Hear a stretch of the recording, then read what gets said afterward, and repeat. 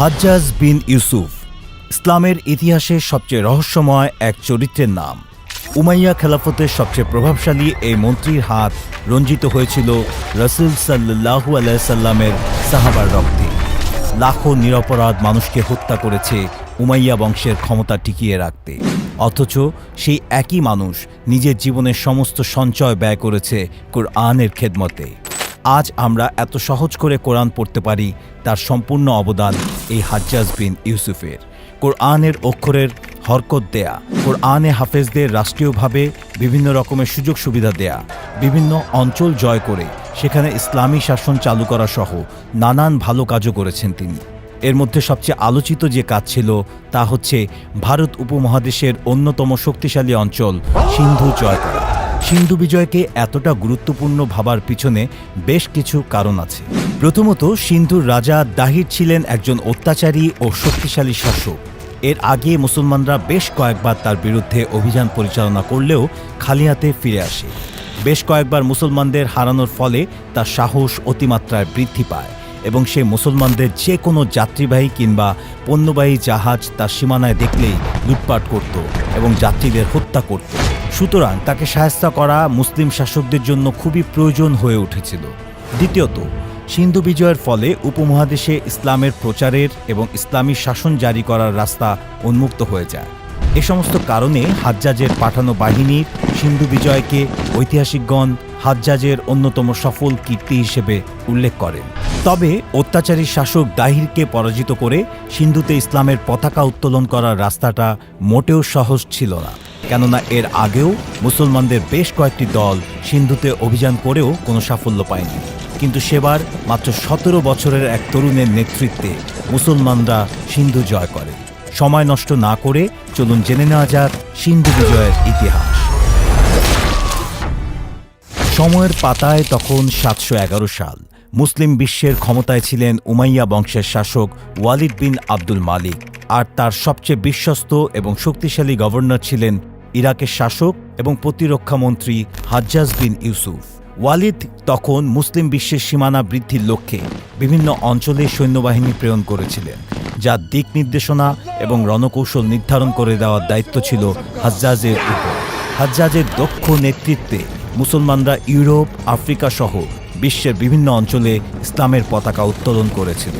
হাজ্জাজ সে সময় সোভিয়েত ইউনিয়নের সবচেয়ে গুরুত্বপূর্ণ শহর বুখারায় অভিযান চালানোর প্রস্তুতি নিচ্ছিল। ঠিক এমন সময় জুবায়ের নামের এক তরুণ এসে হাজির হয় হাজ্জাজের দরবারে। সাথে নিয়ে আসে এক হৃদয়স্পর্শী চিঠি। চিঠিটি লিখেছিলেন একজন নারী। চিঠির সারমর্ম এমন ছিল যে মুসলমানদের কয়েকটি উপহারবাহী জাহাজ সিংহল রাজ্য, যা বর্তমানে শ্রীলঙ্কা নামে পরিচিত, সেই রাজ্যের রাজার পক্ষ থেকে খলিফা ওয়ালিদের নিকট প্রেরণ করা হয় বন্ধুত্বের নিদর্শন হিসেবে। জাহাজগুলো সিন্ধুর দেবল বন্দরের নিকট যাওয়া মাত্রই রাজা দাহিরের সৈন্যবাহিনী জলদস্যুরূপে জাহাজে আক্রমণ করে এবং সকল মালামাল লুটপাট করে। জাহাজের সমস্ত পুরুষদের হত্যা করে এবং নারীদের ইজ্জত ভ্রষ্ট করে। বেশ কিছু মুসলমান নরনারী কোনো মতে দাহিরের সৈন্যবাহিনীর হাত থেকে পালিয়ে নিজেদের প্রাণ রক্ষা করে। তারা এখন সিন্ধুর গভীর জঙ্গলে মানবেতর জীবনযাপন করছে। হাজ্জাজ যেন তাদের উদ্ধার করে। বস্তুত এর আগেও রাজা দাহিরের সৈন্যবাহিনী মুসলমানদের ব্যাপক ক্ষতিসাধন করেছে এবং অনেক মানুষকে হত্যা করেছে।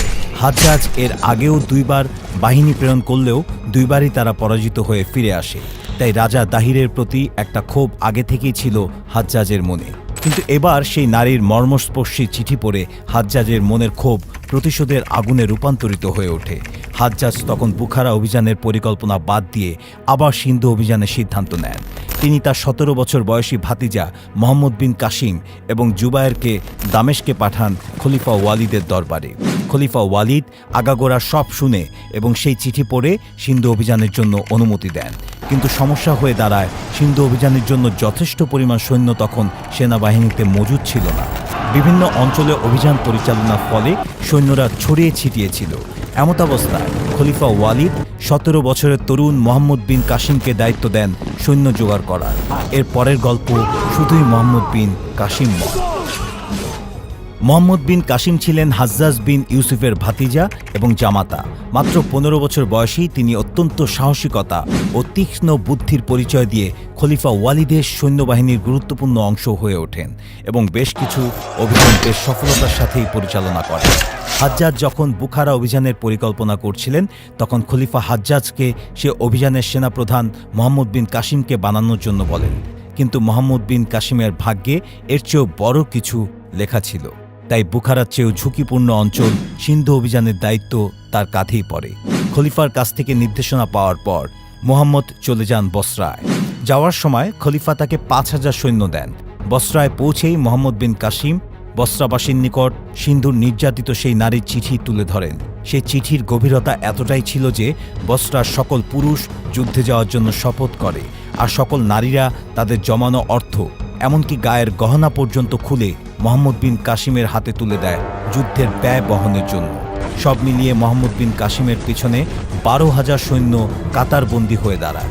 সকল ব্যবস্থাপনা সম্পূর্ণ হওয়ার পর হাজ্জাজ ২০ জনের একটি প্রতিনিধি দল সিন্ধুতে পাঠায়, যারা রাজা দাহিরের নিকট এই প্রস্তাব রাখে যে অনতিবিলম্বে লুটপাট এবং হত্যাযজ্ঞ চালানোর জন্য খলিফার নিকট ক্ষমা প্রার্থনা করতে হবে, লুণ্ঠিত মালামালের ক্ষতিপূরণ দিতে হবে এবং বন্দী সকল মুসলমানদের পূর্ণ সম্মানের সাথে নিজ দেশে ফেরার ব্যবস্থা করে দিতে হবে।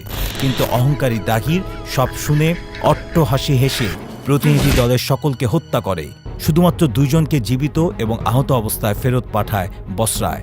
এসব দেখে মুসলিম বাহিনীর মধ্যে প্রতিশোধের আগুন জ্বলে ওঠে।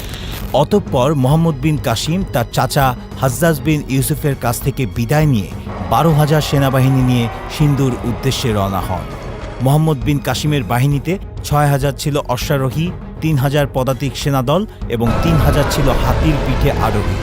৭১১ সালে নভেম্বর মাসে সিন্ধুর নিকটবর্তী অঞ্চল মাকরানে পৌঁছাতেই দাহিরের বাহিনীর আক্রমণের শিকার হয় মুসলমান বাহিনী। রাজা দাহিরের সৈন্যবাহিনীতে ছিল ৭০,০০০ যোদ্ধা, যাদের ৪ ভাগের ১ ভাগ মাকরানে ওত পেতে ছিল মুসলমানদের উপর আক্রমণ করার জন্য। কিন্তু মুহাম্মদ বিন কাসিম তার সাহসিকতা ও রণকৌশল দিয়ে দাহিরের বাহিনীকে পর্যদুস্ত করে সামনে অগ্রসর হয়। মাত্র ১২,০০০ বাহিনী যখন ২০,০০০-এর মতো সৈন্যকে কচুকাটা করে, তখন তাদের মনোবল নিঃসন্দেহে আকাশ পরিমাণ হয়ে ওঠে। মুহাম্মদ বিন কাসিমের বাহিনীর ক্ষেত্রেও তাই হয়েছিল। তারা প্রথমেই সিন্ধুর সবচেয়ে সুরক্ষিত দুর্গ দেবল অবরোধ করে ফেলে। দেবলে তখন দাহির অবস্থান করছিল। কয়েক মাস অবরোধ করে রাখার পর দেবল দুর্গ মুসলমানদের অধিকারে চলে আসে। রাজা দাহির তার সৈন্য সামন্ত নিয়ে পালিয়ে আশ্রয় নেন রাওয়ার দুর্গে। এরপর মুহাম্মদ বিন কাসিম মাত্র ৪,০০০ সৈন্য দেবলে রেখে সামনের দিকে অগ্রসর হতে থাকে। রাজা দাহিরের উপরে স্থানীয় বৌদ্ধদের ব্যাপক ক্ষোভ ছিল, কেননা দাহির শুধুমাত্র মুসলমানদের উপর অত্যাচার করতেন এমন না, নির্বিচারে সকল প্রজার উপরেই তার জুলুমের হাতিয়ার চলমান ছিল। মুহাম্মদ বিন কাসিমের এই অভিযানে তারা স্বস্তির নিঃশ্বাস ফেলেন। জেট, মেট ও বৌদ্ধ সৈন্যরাও যোগ দেয় মুহাম্মদের দলে। আবার অনেক হিন্দু সৈন্য রাজা দাহিরের বিরুদ্ধে বিদ্রোহ করে মুহাম্মদের সৈন্যদের সাথে যোগদান করে। কাজেই মুহাম্মদ বিন কাসিম মাত্র ১২,০০০ সৈন্য নিয়ে যাত্রা শুরু করলেও ক্রমান্বয়ে সেই সৈন্য সংখ্যা বাড়তে থাকে। স্থানীয় সৈন্যদের সাহায্যে প্রায় বিনা যুদ্ধে বহু এলাকা জয় করতে থাকেন তিনি। মুহাম্মদ বিন কাসিম তার বিশাল সেনাবাহিনী নিয়ে ঘোড়ার খুরের দাপুটে ধুলো উড়িয়ে অগ্রসর হতে লাগলেন উত্তর থেকে পশ্চিম দিকে। রাওয়ারে পৌঁছানোর পূর্বেই দাহির তার ৫০,০০০ সৈন্যের এক বিশাল বাহিনী নিয়ে মুহাম্মদ বিন কাসিমের অগ্রযাত্রা রোধ করতে ময়দানে আসেন। মুহাম্মদ যুদ্ধের শুরুর পূর্বেই সিন্ধু নদী অতিক্রম করেন। সিন্ধু অতিক্রম করে মুহাম্মদ বিন কাসিম তার বাহিনী নিয়ে রাওয়ার দুর্গ থেকে কয়েক কিলোমিটার দূরে তাঁবু খাটান। সেখানে উভয় পক্ষের মধ্যে কয়েকদিনব্যাপী তুমুল যুদ্ধ সংঘটিত হয়। অবশেষে রাজা দাহির পরাজিত ও নিহত হন। ৭১২ সালের ১২ই জুন মুহাম্মদ বিন কাসিম চূড়ান্ত বিজয় অর্জন করেন। দাহিরের মৃত্যুর পর তার স্ত্রী রানীবাই এবং তার পুত্র অবস্থান নেন রাওয়ার দুর্গের ভেতরে, কিন্তু সেখানেও তারা নিজেদের নিরাপদ মনে করতে পারলেন না। অবশেষে দুর্গের পতন হলে রানী তার পুত্র ও সেবিকাদের নিয়ে আগুনে ঝাঁপ দিয়ে আত্মহত্যা করেন। রাওয়ার দুর্গ জয়ের মাধ্যমে সমগ্র সিন্ধু মুহাম্মদ বিন কাসিমের আয়ত্তে চলে আসে। কয়েক মাস ব্যাপী চলা এই অভিযানে দেবল ও রাওয়ার দুর্গ জয়ের মাঝখানে মুহাম্মদ আরও কয়েকটি শহর জয় করেন, যেমন ব্রাহ্মণ্যবাদ, বধূ, নিরুন, মুলতান ইত্যাদি। মুহাম্মদ বিন কাসিমের নেতৃত্বে সিন্ধু বিজয় ছিল ভারতীয় উপমহাদেশে তথা পৃথিবীর ইতিহাসে এক অভূতপূর্ব ঘটনা। কেননা এত কম বয়সী কোনো সেনাপতি অচেনা এক ঝুঁকিপূর্ণ অঞ্চল, যেখানে তার আগেও বেশ কয়েকটি দল পরাজিত হয়েছিল, এমন এক অঞ্চলে অভিযান পরিচালনা করে জয় ছিনিয়ে নেওয়ার ঘটনা নিঃসন্দেহে পৃথিবীর বুকে বিরল। সিন্ধু বিজয়ের পরই অসংখ্য মুসলিম শাসক ভারত অভিযানের সুযোগ পেয়েছেন। সিন্ধু বিজয় ভারতীয় উপমহাদেশে ইসলাম প্রচারের জন্য মুসলমানদের পথ খুলে দেয়। এজন্য সিন্ধুকে বলা হতো উপমহাদেশের বাবুল ইসলাম বা ইসলামের প্রবেশ পথ। যদিও মোহাম্মদ বিন কাসিমের বিজিত অঞ্চল মাত্র 50 বছর মুসলমানদের অধিকারে ছিল, তারপরেও এই বিজয়ের প্রভাব ছিল অত্যন্ত সুদূর প্রসারী।